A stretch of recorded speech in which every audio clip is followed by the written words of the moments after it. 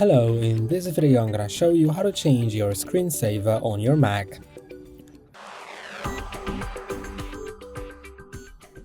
To change the screensaver, click on the Apple logo, then System Settings. And now go to Screensaver tab in the left panel. And now you can select any screensaver that you want. Some of them, with this down arrow, will need to be downloaded, so you'll need to wait for a moment. I'm gonna set this one. You can change the light or dark mode for some of them, and you can change the color as well in this case. And now whenever you lock your screen, it will show you the screensaver. You can also open the preview to see how it will look, and that's how it works. You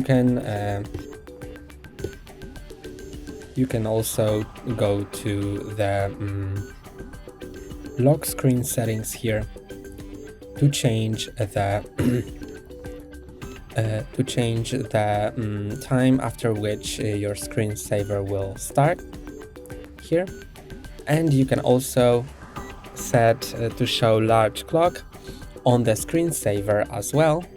So now when you open the screensaver, it will also show you the clock. And that's all for today. Don't forget to like and subscribe. See you next time.